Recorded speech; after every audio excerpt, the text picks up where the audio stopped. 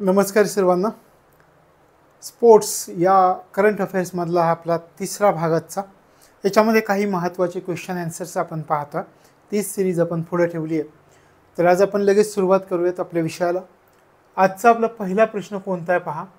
आजचा आपला पहिला प्रश्न आहे की T20मध्ये 150 विकेट्सचा टप्पा ओलांडणारा पहिला गोलंदाज कोणता ठरला आहे. T20 या स्पर्धेमध्ये 150 विकेट्सचा टप्पा ओलांडणारा पहिला गोलंदाज कोणता आहे. तो टिम साऊदी हा गोलंदाज आहे. T20 स्पर्धा तुमच्या माझ्या आवडीची आहे. आपल्याला माहिती आहे 150 विकेट्सचा टप्पा ओलांडणारा पहिला गोलंदाज ठरला आहे. महत्त्वाचा आहे टिम साऊदी. न्यूझीलंडचा हा गोलंदाज आहे. हा तो गोलंदाज आहे. तर T20 स्पर्धेमध्ये 150 विकेट्स घेणारा पहिला गोलंदाज ठरला आहे. पुढचा प्रश्न आपण पाहूयात. कोणत्या खेळाडूने 31 डिसेंबर 2024 रोजी बार्सिलोनामध्ये महिलांचा 5 किलोमीटरचा जागतिक विक्रम मोडीत काढला आहे. महत्त्वाचं आहे अशी कोणती खेळाडू आहे की जिनं कोणत्या ठिकाणी पहा बार्सिलोनामध्ये काय केलं आहे, महिलांचा 5 किलोमीटरचा जागतिक विक्रम मोडीत काढलेला आहे. त्या महिला खेळाडूचं नाव काय. त्या महिला खेळाडूचं नाव आहे बीट्रिस चेबेट असं त्यांचं नाव आहे. लक्षात आलं.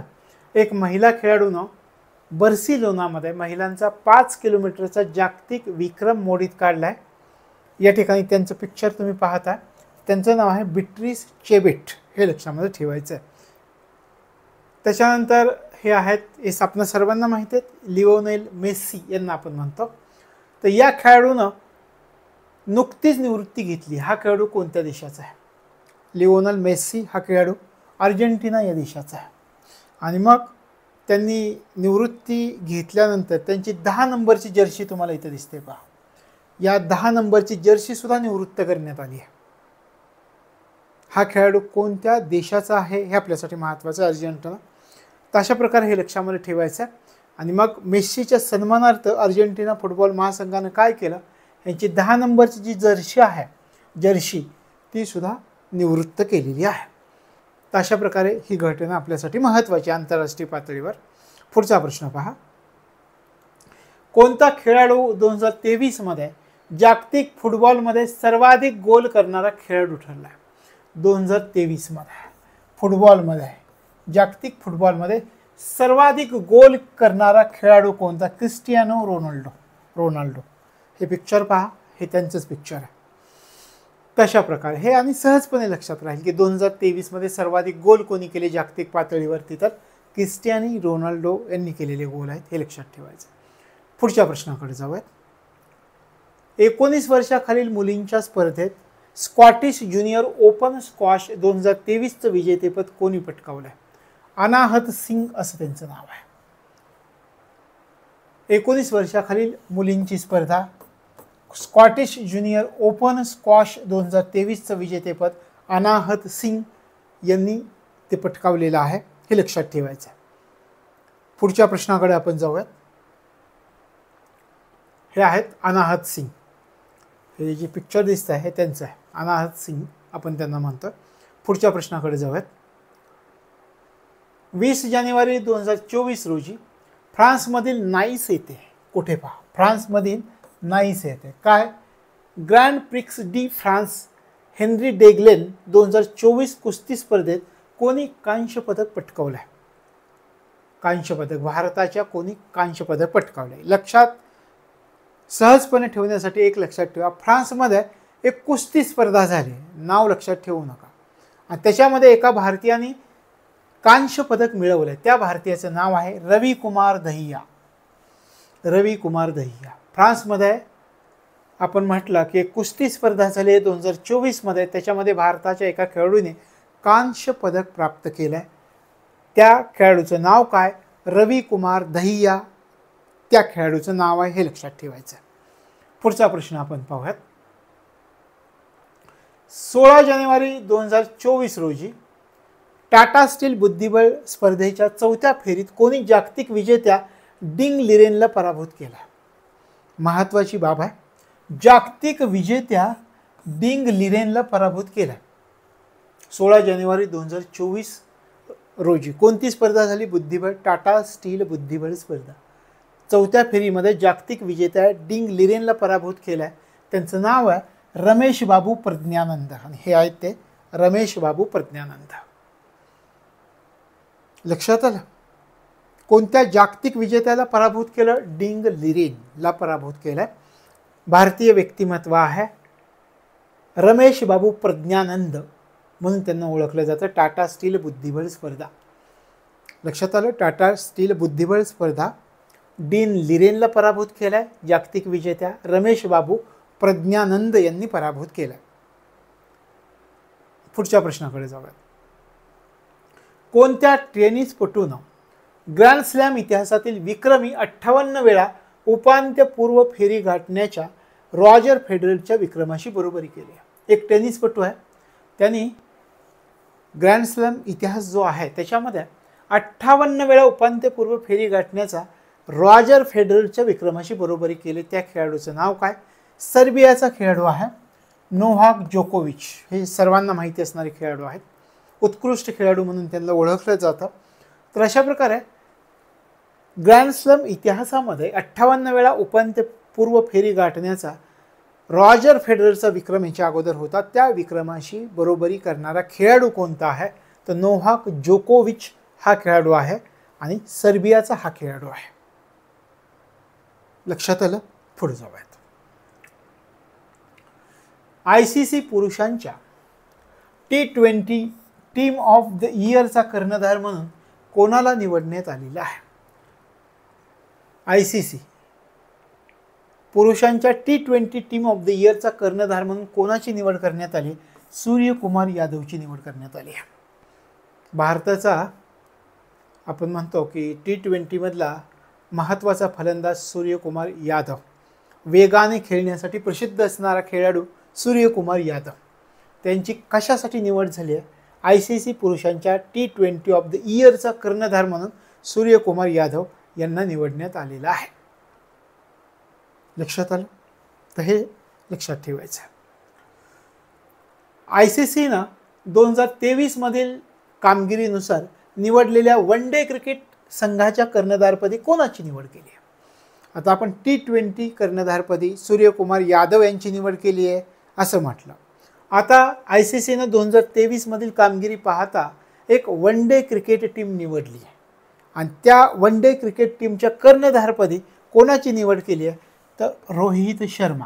म्हणजे T20च्या कर्णधारपदी सूर्यकुमार यादव भारताचाच खेळाडू आहे आणि वन डे क्रिकेटच्या कर्णधारपदी सुद्धा रोहित शर्मा भारताचाच खेळाडू आहे. तशा प्रकारे ICC 2023 मधील कामगिरीनुसार हे खेळाडू निवडलेले आहेत, कर्णधार निवडलेले आहेत. लक्षात आलं? T20चं सूर्यकुमार यादव, वन डेचा कर्णधार रोहित शर्मा यांना निवडलेला आहे. पुढच्या प्रश्नाकडे जाऊया. जागतिक क्रमवारीत अव्वल स्थान मिळवणारा सर्वात वयस्क टेनिसपटू कोण ठरलाय? आपण याची चर्चा केली होती की अलीकडच्या कालावधीमध्ये ऑस्ट्रेलियन ओपन जिंकलाय. हा प्रश्न आपण अगोदर पाहिला होता.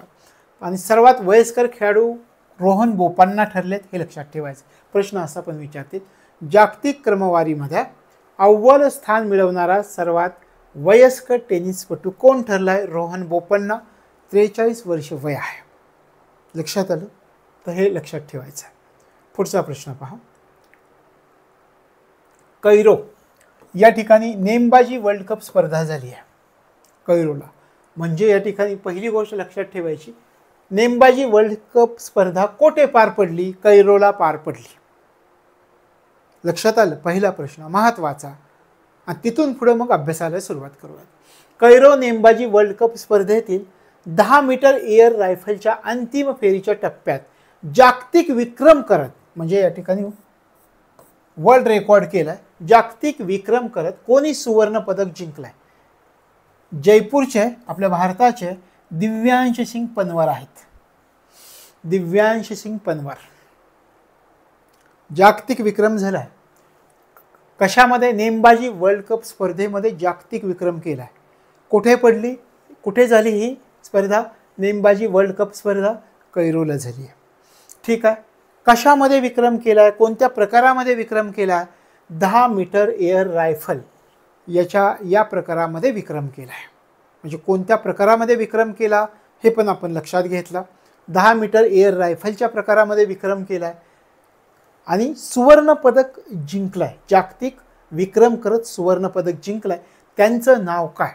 दिव्यांश सिंग पनवर, जयपूर. हे पहा तुम्हाला दिसतात, दिव्यांश सिंग पनवर हे आहेत. यांनी जागतिक विक्रम केला आहे. लक्षात आलं? व्यवस्थित लक्षात ठेवा. नेमबाजी वर्ल्ड कप स्पर्धा कैरोला झाली.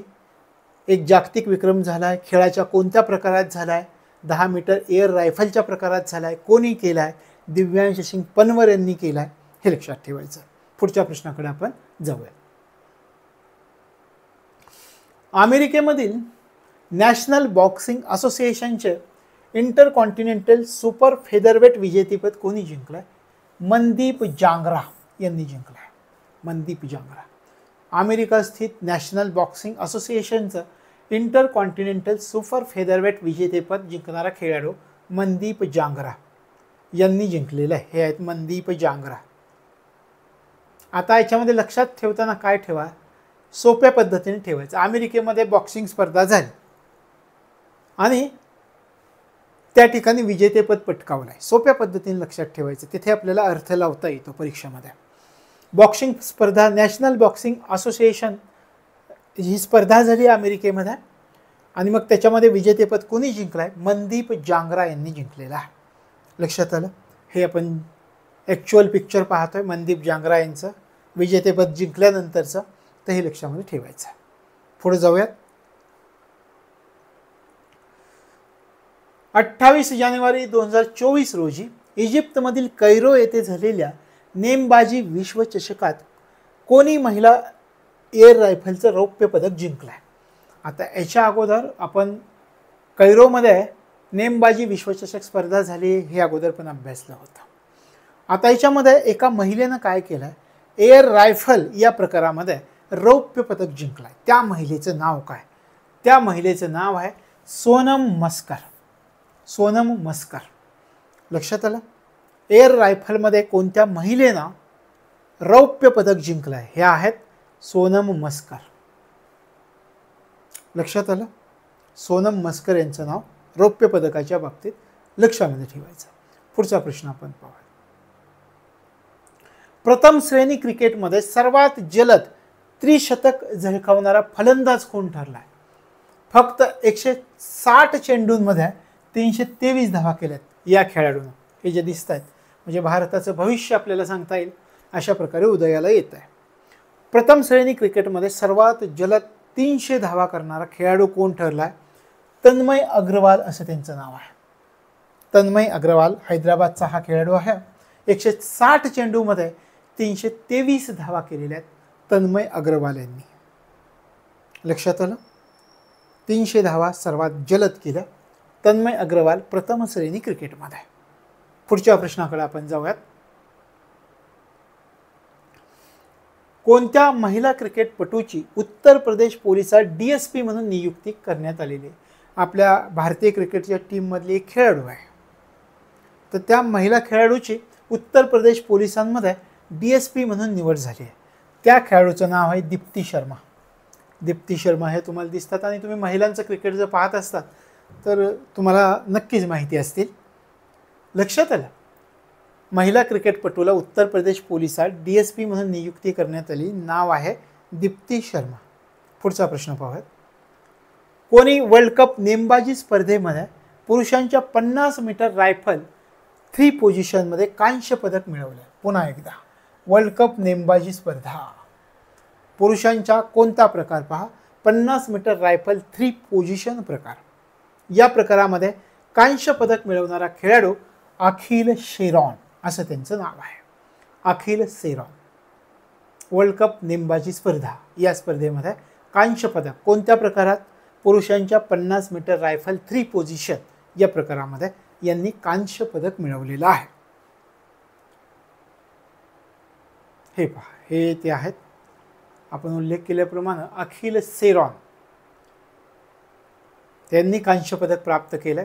पुढचा प्रश्न आपण पाहूयात. कोणत्या ठिकाणी पहिल्या बहुस्पोर्ट्स बीच गेम्सचं आयोजन करण्यात आलंय? दीव या ठिकाणी आयोजन करण्यात आलंय. पुढचा प्रश्न पहा. कसोटीत सर्वात जलद 150 पेक्षा जास्त बळी घेणारा भारतीय वेगवान गोलंदाज कोण ठरलाय? कसोटीमध्ये सर्वात जलद 150 बळी घेणारा खेळाडू जसप्रीत बुमराह ठरलेला आहे. लक्षात आलं? पुढच्या प्रश्नाकडे जाऊया. तेलंगणा फुटबॉल असोसिएशननं कोणत्या ठिकाणी भारत आणि कुवेत यांच्यातील फिफा विश्वचषक पात्रता फेरीचं आयोजन करण्यास मान्यता दिली? हैदराबाद या ठिकाणी. तेलंगणा फुटबॉल असोसिएशनने भारत आणि कुवेत यांच्यातील फिफा विश्वचषक पात्रता फेरीचं आयोजन करायला मान्यता दिली आहे. कोणत्या ठिकाणी दिली आहे? हैदराबाद या ठिकाणी दिलेली आहे. पुढच्या प्रश्नाकडे जाऊयात. स्वित्झर्लंडच्या पर्यटन विभागानं जंग फ्राउजोक मधील प्रसिद्ध आईस पॅलेसमध्ये कोणाचा फलक लावून सन्मान केला? आता एक गोष्ट लक्षात ठेवायची, आपल्याला जितकं सोपा प्रश्न करता येईल तेवढा करायचा. स्वित्झर्लंडच्या पर्यटन विभागानं कोणत्या भारतीय खेळाडूचा फलक लावून सन्मान केलाय? एवढंच लक्षात ठेवा. कुठे काय काय लक्षात ठेवू नका. आपल्याला विचारणार कशावरती आहेत? या नावावरती. नीरज चोप्रा त्यांचं नाव आहे. हे पहा, नीरज चोप्रा. स्वित्झर्लंडच्या पर्यटन विभागानं त्यांच्या प्रसिद्ध आईस पॅलेसमध्ये कोणत्या खेळाडूचा फलक लावून सन्मान केलाय? कोणत्या भारतीय खेळाडूचा फलक लावून सन्मान केला? नीरज चोप्रा या भारतीय खेळाडूचा फलक लावून सन्मान केलाय स्वित्झर्लंडच्या पर्यटन विभागानं. लक्षात आलं? नीरज चोप्रा हे लक्षात ठेवा, स्वित्झर्लंडच्या नावाशी संबंधित. पुढे जाऊयात.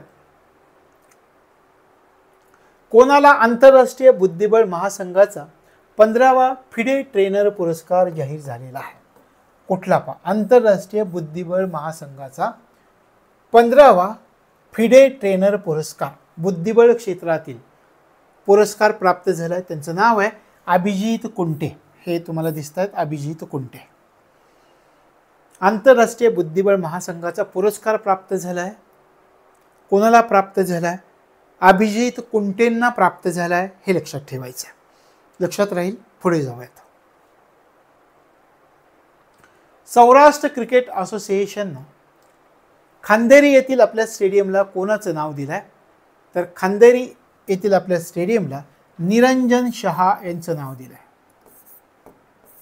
निरंजन शहा.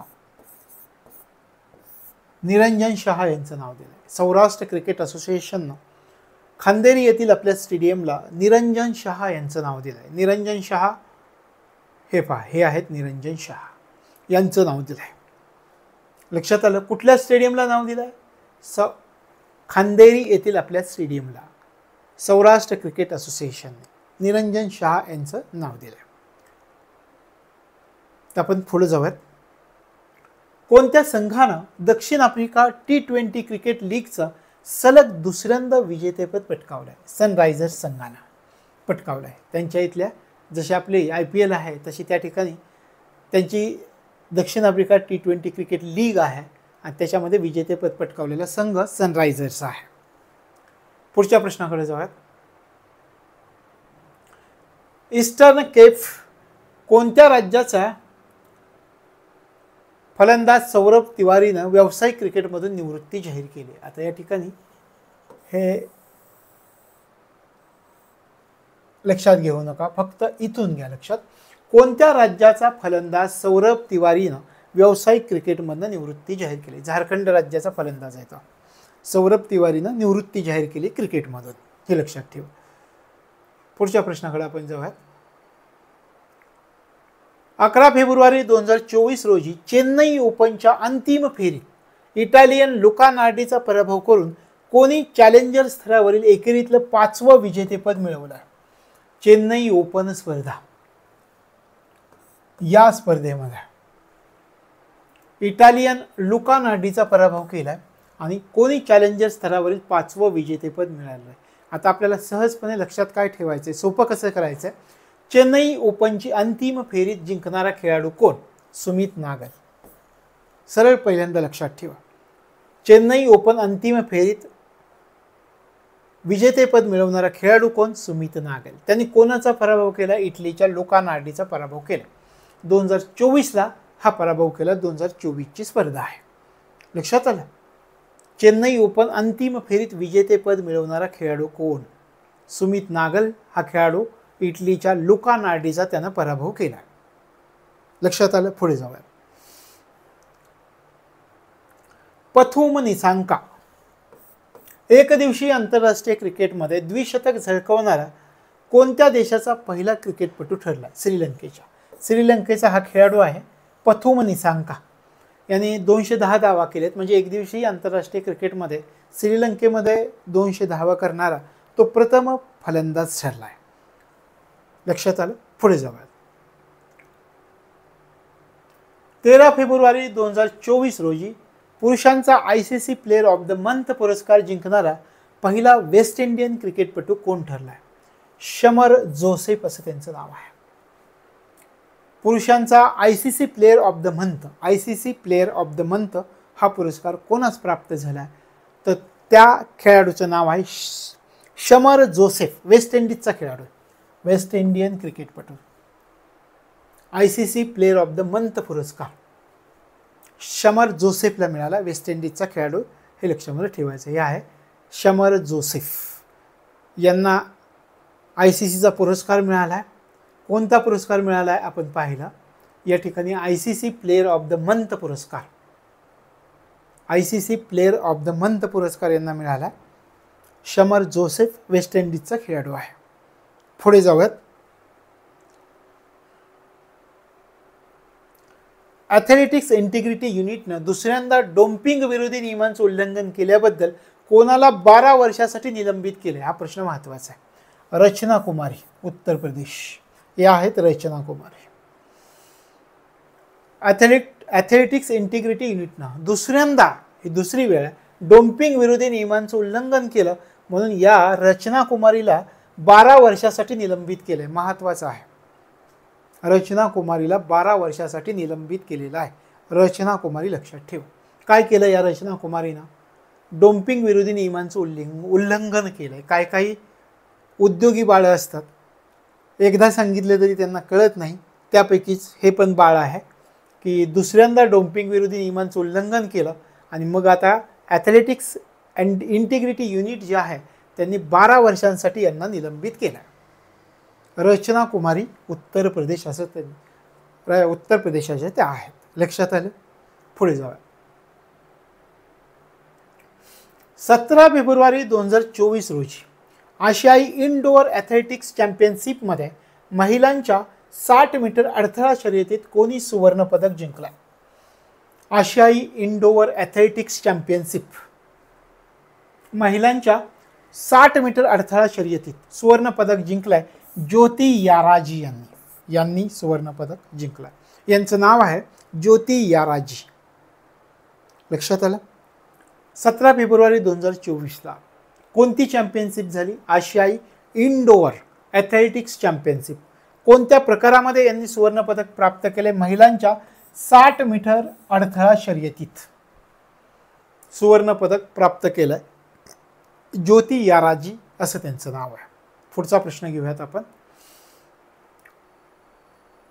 कोणत्या टेनिसपटूनं कतार ओपन टेनिस स्पर्धेत सलग 3रं विजेतेपद मिळवलंय? इगा स्वेटेक यांनी मिळवलं. इगा स्वेटेक ही टेनिसपटू आहे. तुम्हाला दिसतंय विजेतेपद मिळवलेलं आहे. कतार ओपन टेनिस स्पर्धेत सलग 3रं विजेतेपद मिळवणारी खेळाडू इगा स्वेटेक आहे. हे लक्षात ठेवा. पुढचा प्रश्न घेऊयात. कोणता क्रिकेटपटू 21 फेब्रुवारी 2024 रोजी सर्वात जलद 10,000 T20 धावा पूर्ण करणारा फलंदाज ठरला आहे? बाबर आझम, पाकिस्तानचा हा खेळाडू फलंदाज ठरला आहे. पुढचा प्रश्न पहा. कोणत्या देशानं 1 मार्च 2024 रोजी अफगाणिस्तान विरुद्ध आपला पहिला कसोटी सामना आयर्लंडनं जिंकलाय? हे महत्त्वाचं नाही आपल्याकडे. पुढचा प्रश्न घेऊयात. आता हे मात्र आपल्यासाठी महत्त्वाचं आहे. भारतीय टपाल विभागानं 29 फेब्रुवारी 2024 रोजी कोणाच्या नावाचं टपाल तिकीट प्रसिद्ध केलं? हे आपल्यासाठी महत्त्वाचं आहे. कोणाच्या नावाचं? कल्याण चौबे यांच्या नावाचं टपाल तिकीट प्रसिद्ध केलं. या ठिकाणी तुम्हाला हे टपाल तिकीट दिसत आहे आणि त्यांचं चित्र पण दिसतं. हे आहेत कल्याण चौबे. भारतीय टपाल विभागानं 29 फेब्रुवारी 2024 रोजी कल्याण चौबे या नावाचं टपाल तिकीट प्रसिद्ध केलेलं आहे. लक्षात आलं? हे टपाल तिकीट तुम्हाला इथे दिसतं. पुढे जाऊयात आपण पुढच्या प्रश्नाकडे. महत्त्वाचा प्रश्न आहे, याच्यावरती लक्ष ठेवायचं. या प्रश्नावरती या आहेत अंकिता रैना, यांचं नाव आहे खेळाडू. अंकिता रैनांनी काय केलंय? कझाकिस्तानच्या जिबेक कुलमबायेवाच्या साथीत महिलांच्या ITF टेनिस स्पर्धेतील दुहेरीचं विजेतेपद पटकावलंय. गुरुग्राममध्ये ही स्पर्धा पार पडली आहे. अंकिता रैनांनी काय केलंय? महिलांच्या ITF टेनिस स्पर्धेतील दुहेरीचं विजेतेपद पटकावलंय. आणि त्यांच्या साथीला कोण होतं? कझाकिस्तानची एक खेळाडू होती, त्यांचं नाव होतं जिबेक कुलमबायेवा, असं बरोबरच्या खेळाडूचं नाव आहे. आणि कुठली स्पर्धा जिंकले? महिलांची ITF टेनिस स्पर्धेमधील दुहेरी विजेतेपद पटकावणाऱ्यामध्ये एक भारतीय खेळाडू आहे. त्या भारतीय खेळाडूचं नाव आहे अंकिता रैना. स्पर्धा कुठे पार पडली आहे? ITF टेनिस स्पर्धा गुरुग्राम हरियाणामध्ये ही स्पर्धा पार पडली आहे. आणि अंकिता रैना एक खेळाडू आहे आणि कुणाच्या साथीत हे दुहेरीचं विजेतेपद मिळवलं आहे? तर कझाकिस्तानची खेळाडू आहे, त्यांचं नाव आहे जिबेक कुलमबायेवा यांच्या साथीत. लक्षात आलं? ITF टेनिस स्पर्धा. पुढे जाऊयात. 2 मार्च 2024 रोजी अकापुल्को या ठिकाणी झालेल्या अंतिम फेरीत कोणी नॉर्वेच्या कॅस्पर रूडचा पराभव करून सलग दुसरं ATP मेक्सिकन ओपन टेनिस स्पर्धेचं विजेतेपद जिंकलंय? आता याच्यामध्ये आपल्याला लक्षात काय ठेवायचं आहे? एक प्रश्न सरळ लक्षात ठेवा. ATP मेक्सिकन ओपन टेनिस स्पर्धा कोणी जिंकली? ॲलेक्स डी मिनोरने जिंकले. हे महत्त्वाचा प्रश्न नाही आहे, त्याच्यामुळं फक्त वाचून ठेवा. आता याच्यामधून आपण काही प्रश्न तयार करू. ATP मेक्सिकन ओपन टेनिस स्पर्धा जिंकणारा खेळाडू कोण? ॲलेक्स डी मिनोर ऑस्ट्रेलियाचा आहे. ही स्पर्धा कुठे पार पडली? अकापुल्को या ठिकाणी पार पडलेली आहे. कोणाचा पराभव केला? कॅस्पर रूडचा पराभव केला. तो नॉर्वेचा खेळाडू होता. आणि आपल्याला सगळ्यात महत्त्वाचं लक्षात काय ठेवायचं? ATP मेक्सिकन ओपन टेनिस स्पर्धा ॲलेक्स डी मिनोर ऑस्ट्रेलिया. लक्षात आलं? पुढे जाऊया. कोणत्या देशाच्या नूर अली झादानने आंतरराष्ट्रीय क्रिकेटच्या सर्व प्रकारामधून निवृत्ती जाहीर केली? हे अफगाणिस्तानचा खेळाडू आहे. नूर अली झादान यांनी आंतरराष्ट्रीय क्रिकेटमधून निवृत्ती जाहीर केलेली आहे. अफगाणिस्तानचा खेळाडू आहे, त्यांनी जाहीर केलेली आहे. पुढचा प्रश्न घेऊयात. कोणत्या देशाच्या महिला फुटबॉल संघानं पहिल्या युफा महिला नेशन्स लीगचं विजेतेपद पटकावलं? स्पेन देशाच्या महिला फुटबॉल संघानं पहिल्या युफा महिला नेशन्स लीगचं विजेतेपद पटकावलं. उपविजेता फ्रान्स हा देश आहे. महिला फुटबॉल संघ कोणता? स्पेनचा आहे, हे लक्षात ठेवा. पुढचा प्रश्न पहा. क्रोएशियामधील झाग्रेब ओपन 2024 कुस्ती स्पर्धेमध्ये पुरुषांच्या 57 किलो वजनी गटात कोणी सुवर्णपदक जिंकलं? हे महत्त्वाचा प्रश्न म्हणून लक्षात ठेवा. क्रोएशियामधील झाग्रेब इथे ओपन 2024 कुस्ती स्पर्धा पार पडली. त्याच्यामध्ये पुरुषांच्या 57 किलो वजनी गटात सुवर्णपदक कोणी जिंकलंय? अमन सेहरावत यांनी जिंकलं. लक्षात आलं?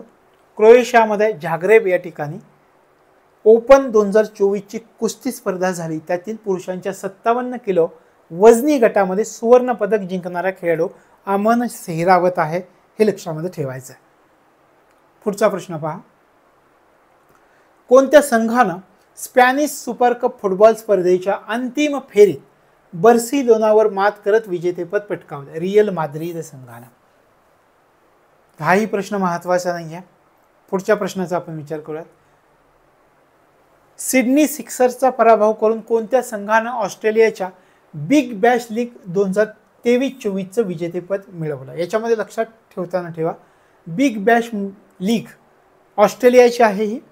ज्याप्रमाणे आपल्याकडं IPL आहे तसे त्यांच्याकडं बिग बॅश लीग आहे. ते 2023-24चं विजेतेपद कोणत्या संघाने मिळवलं? ब्रिस्बेन हीट क्रिकेट या संघाने मिळवलं. ऑस्ट्रेलियामधली IPL सारखी स्पर्धा ज्याला बिग बॅश लीग असं म्हटलं जातं, BBL या नावानं ओळखलं जातं. तर त्या ठिकाणी कोणता संघ अंतिम विजेतेपद प्राप्त केलं? तर ब्रिस्बेन हीट क्रिकेट या संघानं प्राप्त केलं, हे लक्षात ठेवा. पुढचा प्रश्न पहा. गुजरातचा पराभव करून कोणत्या संघानं 16 वर्षाखालील विजय मर्चंट राष्ट्रीय क्रिकेट स्पर्धेत विजेतेपद मिळवलं? हे मात्र महत्त्वाचं आहे. मुंबई. गुजरातचा पराभव केला आणि मुंबईनं 16 वर्षाखालील विजय मर्चंट राष्ट्रीय क्रिकेट स्पर्धेत विजेतेपद मिळवलं आहे मुंबई संघानं. पुढचा प्रश्न पहा. कोणत्या राज्याच्या सिया सावंतनं खेलो इंडिया यूथ गेममध्ये मुलींमध्ये वेगवान धावपटूचा मान मिळवला आहे? खेलो इंडिया यूथ गेममध्ये वेगवान धावपटूचा मान मिळवणारी खेळाडू सिया सावंत असं नाव आहे. महाराष्ट्राची खेळाडू आहे. महाराष्ट्राच्या दृष्टिकोनातून महत्त्वाचं आहे, लक्षात ठेवावं लागेल. महाराष्ट्र राज्याच्या सिया सावंतनं खेलो इंडिया यूथ गेममध्ये मुलींमध्ये वेगवान धावपटूचा मान त्या ठिकाणी मिळवला. तर ह्या आहेत सिया सावंत यांनी मान मिळवला. लक्षात आलं. पुढे जाऊया. कोणत्या ठिकाणी 14व्या अखिल भारतीय पोलीस कमांडो स्पर्धेचं आयोजन करण्यात आलं होतं?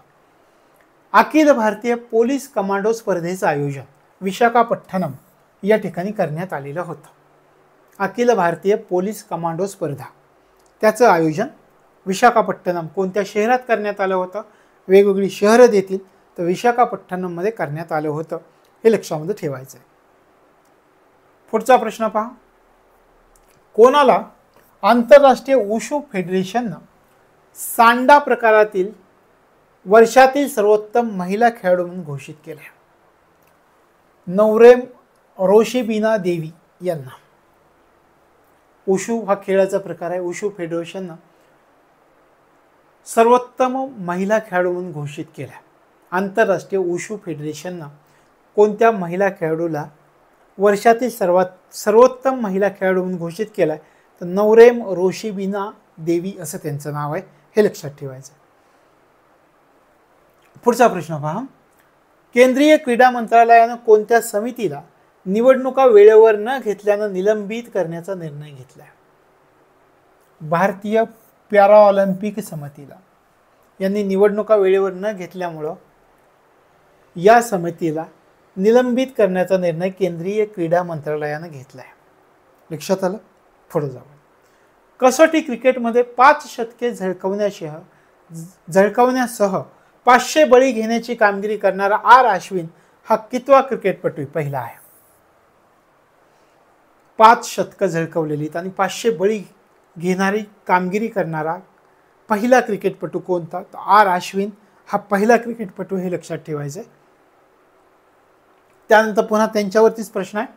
कोणता भारतीय गोलंदाज इंग्लंड विरुद्ध कसोटी क्रिकेटमध्ये 100 बळी घेणारा पहिला भारतीय गोलंदाज ठरला आहे? इंग्लंड विरुद्ध कसोटी क्रिकेटमध्ये 100 बळी घेणारा पहिला भारतीय गोलंदाज रविचंद्रन अश्विन आहेत. लक्षात आलं. पुढे जाऊया. रविचंद्रन अश्विन कोणाला मागे टाकून भारतीय भूमीवर खेळल्या गेलेल्या कसोटी सामन्यांमध्ये सर्वाधिक बळी घेणारा गोलंदाज ठरला? आता अनिल कुंबळे यांना मागे टाकलेलं आहे त्यांनी. अनिल कुंबळे यांना मागे टाकलेलं आहे. यांना मागे टाकून सर्वाधिक बळी घेणारा गोलंदाज R अश्विन ठरलेला आहे. यांना मागे टाकून R अश्विन आता सर्वात जास्त बळी घेणारा भारताचा गोलंदाज बनलेला आहे कसोटी क्रिकेटमध्ये. भारतीय बॅडमिंटनपटू रक्षा कंदास्वामी, नाव काय पहा, यांनी अंतिम फेरीत कोणाचा पराभव करत इटालियन ज्युनियर एकेरीचं विजेतेपद पटकावलंय? अनन्या अग्रवाल यांचा पराभव करत. भारतीय बॅडमिंटनपटू रक्षा कंदास्वामीनं अंतिम फेरीत अनन्या अग्रवाल यांचा पराभव करत इटालियन ज्युनियर एकेरीचं विजेतेपद पटकावलेलं आहे. कोणत्या देशाचा गोलंदाज नील वॅगनरनं कसोटी क्रिकेटमधून निवृत्ती जाहीर केली? न्यूझीलंड. नील वॅगनर हा कोणत्या देशाचा खेळाडू आहे? नुकतीच कसोटी क्रिकेटमधून निवृत्ती जाहीर करणारा नील वॅगनर हा कोणत्या देशाचा खेळाडू आहे असं आपल्याला विचारण्याची शक्यता असते. तर न्यूझीलंड या देशाचा खेळाडू आहे. IPL मधील सनरायझर्स हैदराबाद संघानं कोणाला आपल्या संघाचा नवा कर्णधार म्हणून नियुक्त केलं? पॅट कमिन्सला संघाचा कर्णधार म्हणून नियुक्त केलं आहे. हे एवढं महत्त्वाचं नाही आहे. पुढच्या प्रश्नावर आपण जाऊ. 2 मार्च 2024 रोजी कोण 40,000 करिअर रेग्युलर सीझन पॉईंट्स गाठणारा पहिला NBA खेळाडू ठरला? बास्केटबॉलमध्ये बास्केटबॉलचा हा खेळाडू आहे. तर त्या खेळाडूचं नाव काय? त्या खेळाडूचं नाव आहे लेब्रॉन जेम्स. लेब्रॉन जेम्स असं त्या खेळाडूचं नाव आहे. काय केलं यांनी? 40,000 करिअर रेग्युलर सीझन पॉईंट्स गाठलेत त्यांनी. तो पॉईंटचा प्रकार आहे त्यांच्या खेळातला, बास्केटबॉल खेळातला. तर त्या खेळाडूचं नाव काय हे पण आपल्यासाठी महत्त्वाचं नाही आहे. लेब्रॉन जेम्स असं त्यांचं नाव आहे. आपल्या पुढच्या महत्त्वाच्या प्रश्नाकडे जाऊयात. हॉकी इंडियाच्या मुख्य कार्यकारी अधिकारी एलेना नॉर्मन यांनी 27 फेब्रुवारी 2024ला राजीनामा दिला. त्या कोणत्या देशाच्या आहेत? मुख्य कार्यकारी अधिकारी होत्या हॉकी इंडियाच्या एलेना नॉर्मन. यांनी काय केलं? राजीनामा दिला. त्या ऑस्ट्रेलिया या देशाच्या खेळाडू आहेत किंवा त्या ऑस्ट्रेलिया या देशाच्या आहेत, हे लक्षात ठेवायचं. अशा प्रकारे आजचा हा आपला भाग.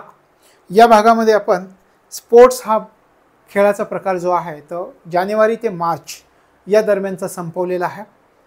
पुढच्या भागामध्ये जानेवारी ते मार्च आपण दुसरा विषय घेऊन येणार आहोत. पण त्याच्या अगोदर ज्यांना स्पोर्ट्स हे 3-4 लेक्चर जे आपले झाले तर ते झाल्यानंतर प्रश्न सोडवण्याची इच्छा आहे तर त्यांनी ॲपवर जाऊन प्रश्न सोडवावेत, जेणेकरून तो अभ्यास त्यांचा परिपूर्ण होईल.